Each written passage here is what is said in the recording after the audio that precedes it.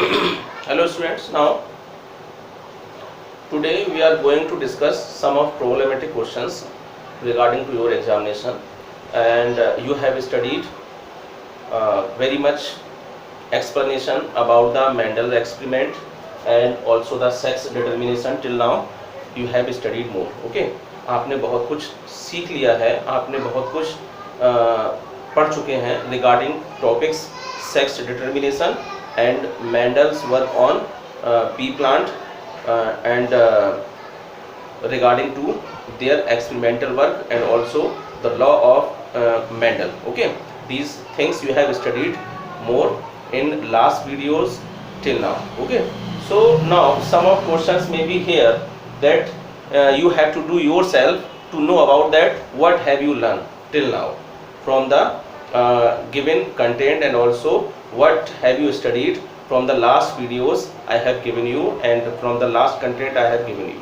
Okay, आपने अब तक क्या सीखा, आप किस तरह से अपनी प्रॉब्लम्स को सॉल्व कर सकते हैं. तो I am giving some explanation again regarding to the problematic questions, but you have to do yourself the solution of these questions and the answer of these questions you have to do yourself to know about the level of you. Okay, कि what is the level of yours till now, कि what have to be know here and what have to be know much extent about the regarding these questions. Okay, so now the first problematic question is that give contrasting traits of yellow seed, round seed.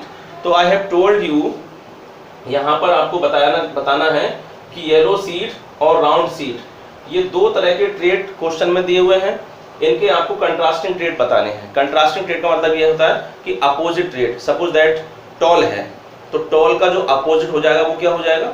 You have studied earlier in the last videos, tall का opposite हो जाएगा dwarf. तो this is the contrasting. Opposite जो एक किसी कोई एक character दिया हुआ तो उसका अपोजिट जो ट्रेट होगा वही आपका कंट्रास्टिंग ट्रेट हो जाएगा. जैसे सपोज दैट येलो है, येलो सीड है, तो येलो का आपका, अब येलो का मतलब ये नहीं येलो में आप अपोजिट कोई भी कलर लगा देंगे. येलो का मतलब ये जो मेंडल ने एक्सपेरिमेंटल वर्क में अपने सेलेक्ट किए थे.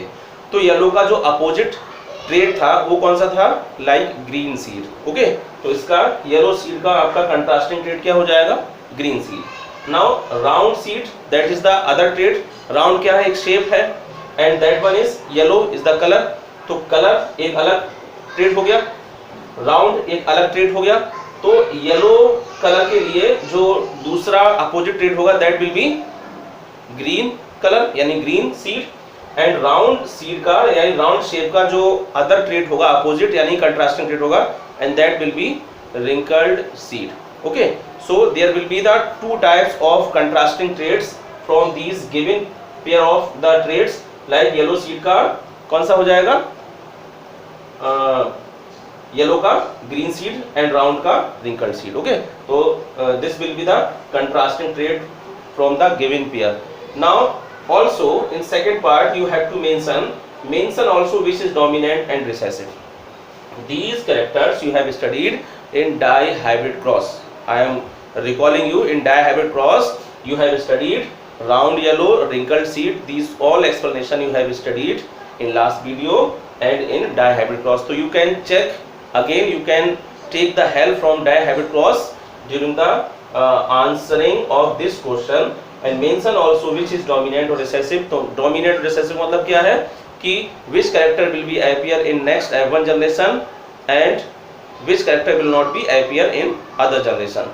कौन सा कैरेक्टर आगे अगली जनरेशन में एक्सप्रेस होगा, कौन सा डोमिनेंट मतलब कौन सा पावरफुल होगा, कौन सा वीक होगा. तो the characters which appear, the traits which appear in next generation or F1 generation, those are called dominant traits. तो यहाँ पर आपको dominant traits कौन कौन से हैं वो आपको याद भी रखने होंगे. तो डोमिनेंट ट्रेट्स आपके कौन से होते हैं, येलो आपका डोमिनेंट ट्रेट होता है, राउंड भी आपका डोमिनेंट ट्रेट होता है, और बाकी आपका रिंकल्ड और green those are recessive traits because they always be remain in hidden form in next generation. The traits which appear in next generation dominant and the traits which will not be expressed in next generation called recessive traits. So must have to remember these are yellow seed, round seed, these are the dominant, and other will be the recessive, wrinkled and green. Okay, now next problematic question is given here.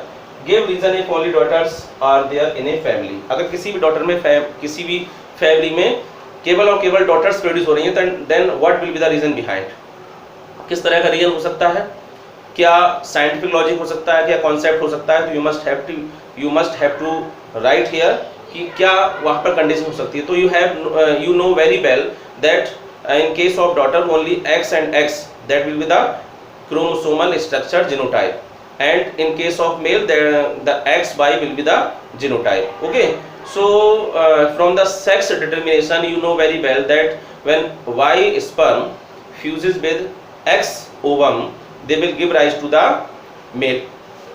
Sorry, they will give rise to the male, and while X sperm will fuse with the X ovum will give rise to the female only. ठीक है, तो इस तरह से क्या होता है, अब यहाँ पर केवल और केवल किसी भी फैमिली में डॉटर्स हैं, तो इसका मतलब ये हो गया कि उस फैमिली में जो फादर का जो बाई क्रोमोसोम है, जो बाई स्पर्म है, that will not fuse with x ovum of the female. एक तो कंडीशन ये हो सकती है कि बाई स्पर्म है तो मेल के अंदर, but they may not be fused with x ovum of female. एक तो कंडीशन ये हो सकती है, एंड मे बी पॉसिबिलिटी कि by sperm may be inactivated and may not fuse with the X ovum. तो दीज आर द पॉसिबिलिटी कि by sperm हैं लेकिन वो फ्यूज नहीं कर पाते हैं. और क्यों? क्योंकि वो इनएक्टिवेट कंडीशन में हो सकते हैं, और इनएक्टिवेट कंडीशन में होने की वजह से वो बाई स्पर्म एक्स ओवम से फ्यूज नहीं हो पाएंगे. And the reason only X sperm will fuse with the X ovum, यानी कि ऐसी कंडीशन में जब बाई स्पर्म इनएक्टिवेट होंगे तो केवल और केवल एक्स स्पर्म ही केवल एक्स ओवम से फ्यूज करेंगे. In that situation there will be the female only in the family, यानी कि केवल एक्स मेल का केवल एक्स स्पर्म ही एक्स ओवम से फ्यूज करेगा, and that will give rise to the female only. That is only the reason. Okay, next question. How the traits are dominant and recessive you know very well about when we have discussed about the dominance law. So you can write here, you can explain here about the by taking the example of tall plant and dwarf plant. So you know very well that when we have discussed the dominance law, this is according to the dominance law. Dominance law में क्या था? We have taken tall plant and dwarf plant. हमने tall plant और dwarf plant को लिया था. Okay, you will take the help from last video and also the from last content कि capital TT represent the tall plant, small TT represent the recessive plant, and when we make a cross between two, they will give rise to the tall plant only. Like TT इसके case में आपके capital T, small t, और फिर केवल only we will get tall plant only.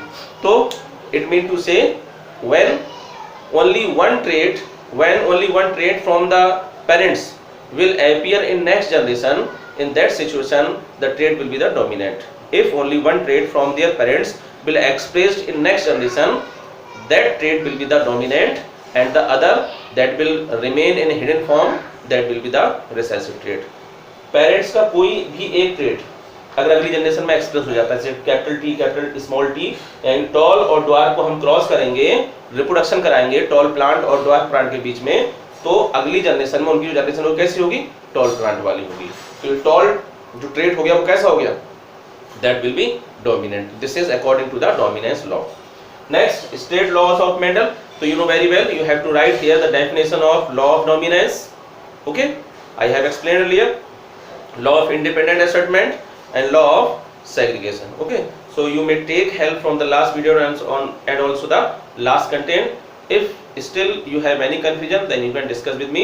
So you can write, you can answer yourself from these given questions. Okay, thank you.